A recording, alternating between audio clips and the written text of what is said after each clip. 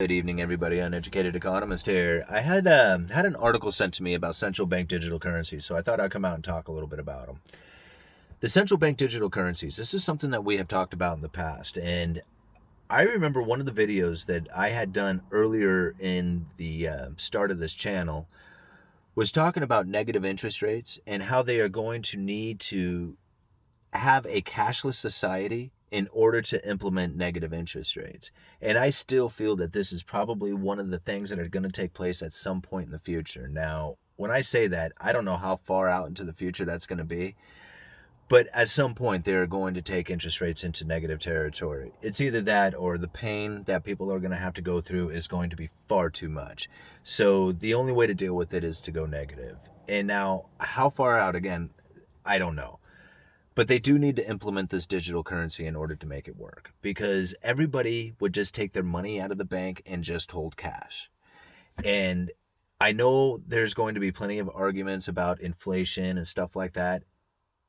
It doesn't matter. If you have money in the bank and it goes negative, it would be better to hold cash than to have a negative interest rate against it. So even if your cash is losing purchasing power because of, inflation, it's still better to hold cash than it is to hold it in a bank and get a negative interest rate. So the banks are aware of this. They know this. The Federal Reserve is well aware of the fact that people would just take their money out in cash and just go mattress money with it. So that's where the central bank digital currency really needs to come into play, because they need that central bank digital currency in order to take interest rates negative.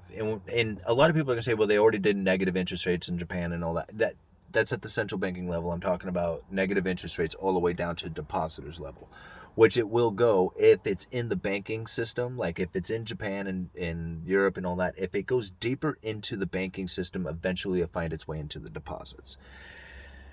And I mean, really, we're not that far off from it if you think about it. But anyway, as far as of right now, here in the United States, they don't have negative interest rates on deposits. Technically, yeah, there's you get charged a fee, which makes it technically, a negative rate on your holdings on the bank, but it's not exactly like a negative interest rate. When they do go to take the interest or the cash out of the system, the way they're going to do it is by implementing this digital currency. People are going to totally be down for getting this digital currency because it's probably going to start out by, coming out in like stimulus packages or something like that. So you can see how it already started. A lot of people got like a little debit card for their stimulus package. I had mine, direct deposited into the bank. Some people got a paper check, and they talked about the lag time that it took and how some people actually threw their stimulus debit card away thinking that it was some other letter from the IRS and they didn't want to read it. They actually pitched it. So getting the stimulus packages out to the public was actually pretty clumsy if you think about it. Now, they say that, in this idea of passing out these stimulus packages was difficult. I don't think it was that hard to get them out. Once people realized that's what was coming, I think that it would have been pretty easy just to go ahead and get those, stimulus packages out. But since they're using it as an excuse, and since people are like, hey man, pay me anyway, then getting it inside of a digital wallet form, like having an account or having an app on your phone that has it go to them wouldn't make any difference.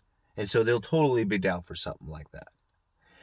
And they're going to use this as kind of like a really benefit thing during say natural disasters. Say a natural disaster hits, all of a sudden you have all these people who are in a particular region who need help. Well, if you happen to be in that particular region, they might be able to load your wallet up with some funds, with some money, so that you can, get a hotel room or get out of Dodge, or just whatever. That's a pretty neat feature if you think about it. But ultimately, when it comes down to is taxing and tracing you. That's what they really want to do. And they want to implement this negative interest rate. Since they can already trace you all over the place, really it comes down to that negative interest rate. And so what they'll do is they'll have the two currencies. They'll have the cash, they'll have the digital currency. When you put your money in the bank, you'll be depositing it inside of a digital currency. Over time, what they'll do is they'll put a negative interest rate on the central bank digital currency that is deposited in your bank. That will force people to pull it out in cash. Then what they'll do is they'll charge a fee on your cash for when you pull it out or deposit it back into the bank. So whatever that fee is will be the same as if you had left it in the bank in the first place. And they'll slowly deteriorate the cash that's in the system by making the fees ever more burdensome for people to hold cash. People at the stores won't want to take cash. Black market really won't want to hold cash since you can't take it to the bank. The cash in the system will become burdensome and people will just simply not want to use it. And they'll eventually get it into the bank where it'll all become central bank digital currencies. And there they can actually implement the negative interest rate on those bank accounts. They can also use this central bank digital currency to create the money velocity. You think about it, if they put out a stimulus package and said, hey, you only have 30 days to spend that thing, that can really create a lot of money velocity. You think about it, they put all the stimulus packages into people's bank accounts and they kept it. They just kept it in their bank account. They didn't spend it. So then they had to put out this narrative that there was going to be this major inflation coming, trying to get people to go out there and spend that money. Because everybody now is convinced there's inflation coming. But yet I have a link. I'll leave a link down in the description for you guys to an article talking about how this Bloomberg research article, it's actually a Kiko article that this girl wrote, but she's talking about this Bloomberg research paper, talking about how it's severe deflation that's on the horizon, or that's the major concern coming from the Fed. And that's what I've been saying this whole time. It's because of the way they have this monetary system set up, where it's being lent into the system. We are postponing future spending for current consumption. And at some point, that future comes. That postponing of future spending has to take place at some point. Otherwise, you have to keep taking out ever-increasing amounts of debt. That's why you see the debts is ever growing. It's why you see, like, what we were talking about with the student loan debts, why they pushed so many people into student loans is because they needed somebody to take out debt. They needed somebody to take out debt for housing. They need somebody to take out debt for cars and for credit cards and for everything else that's out there. Because the moment that the debt begins to contract, so does the money supply. And you have the deflationary scenario. So if you're not expanding the debt, it's contracting. And that's the situation that we're coming into. See, everybody that thinks that it's just going to be inflation straight up and away we go. The Fed is not concerned about inflation, not one little bit. All the effort that they are doing, they are trying to combat deflation. Everything that they're doing. It's not, if the stock market was to churn just a little bit, everybody would flip out. It's now we are stuck in a position in which that we can have like days of relief, but we cannot have a correction in the market. Any correction in the market will be severe. It's going to be a dramatic correction when it happens. Think about the correction in lumber that's going to take place. Think about the correction inside of the stock market. If you were to look at an indicator, if you're trying to find inflation, see, these are speculative price moves. These are people who are dumping their money into places that really shouldn't go into. And it's not money that is going to be like earned money that is going to be invested. It's earned money that's going to go into something that's just going to disappear, like cryptocurrencies. I think about this stuff quite a bit, and sometimes I get to rambling on here, and I know I kind of missed the point on a lot of stuff where I could continue on, but we're coming into a time here in the future where we are going to have to face the consequences of the extreme amount of debt that has been taking place. I think about all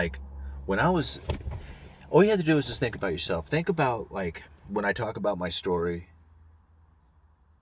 when I was in my early 20s, I was making not a lot of money. I was making okay money. We had it coming in, didn't have kids, didn't really have a lot of bills. I was buying cars. I would go on vacation. I would do whatever. We would just spend money. And we were slowly kind of taking on debt. Like, not really. Like, sometimes we would get up to, like, a lot of debt on our credit card, and then we would pay it way down. And then we would get a lot again, and then we would pay it down. We just always had debt. We just had this debt that was floating around. And then all of a sudden we found ourselves in a position where it was really difficult. And we took on a lot of debt because it was a difficult time. And we didn't really have much choice. It wasn't the time that you think about, like, how much debt you're taking on. You just got to get through this time, and then you'll worry about the debt later.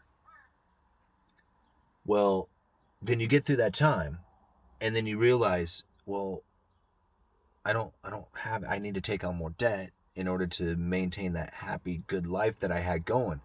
And it was like, no, we just went through some really bad times. We took on the debt to get through those bad times. Now you have to work to deal with that. And I didn't want to. I wanted new cars. I wanted, like, a house. I wanted stuff. I didn't want to deal with all this debt that I had taken on to deal with this bad time.